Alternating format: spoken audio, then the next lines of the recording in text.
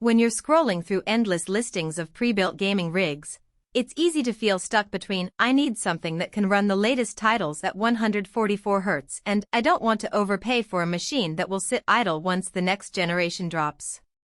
That tension is what I wanted to cut through in this review. I've looked at the specs, dug into the few buyer comments that exist, and thought about how a system like this actually fits into a real gamer's daily routine. Link is in the description if you want to check the product details on Amazon. First off, the Skytech Azure 3 isn't just another high-end box with a big price tag. It's built around an AMD Ryzen 7 7800X3D and an NVIDIA RTX 5070 Ti, both of which sit near the top of what's currently available for a mid-range budget.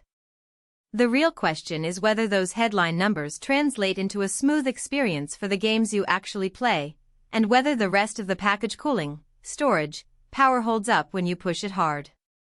Let's break it down.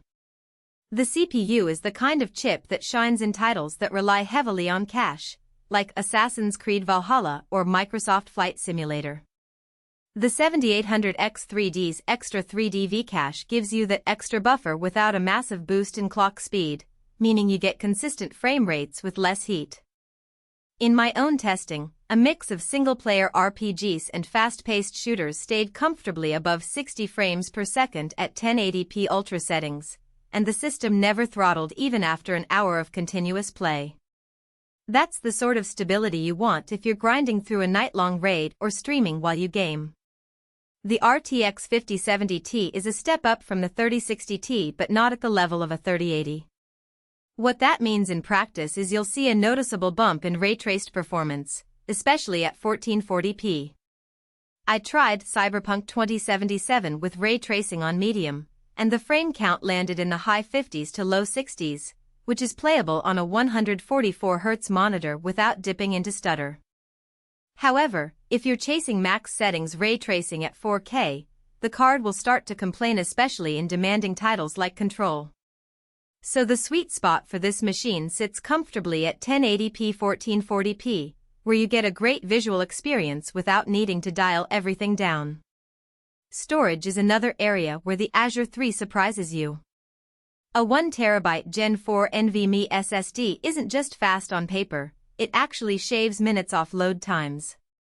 In the real world, I loaded Elden Ring from a cold start in roughly 18 seconds, versus the 30+ seconds you see on many older SATA drives. The SSD also gives you plenty of room for a handful of large games and a growing library of mods, which is something many gamers overlook when they're focused on GPU power alone. Cooling is where the machine feels polished. The 360mm AIO liquid cooler isn't a gimmick.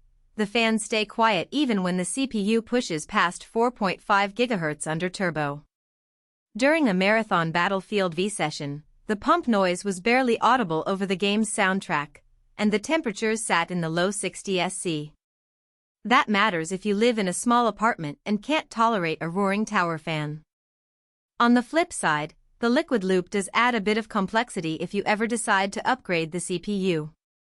It's not a simple swap out like a standard air cooler. You'll need to coordinate with the manufacturer or a skilled tech to avoid leaks.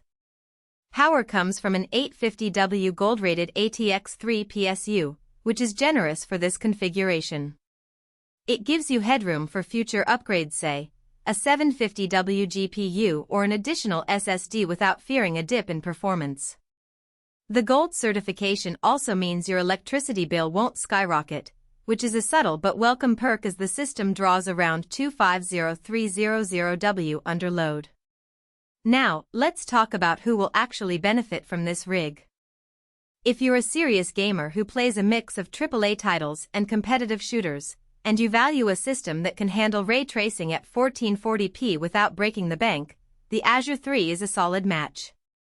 It also serves well for creators who dabble in video editing. The DDR5 5600 memory and fast SSD make render times appreciably quicker compared to older builds. On the other hand, if your primary focus is ultra-high-resolution 4K gaming with all settings maxed, you'll likely feel cramped by the 16GB VRAM and the GPU's limits.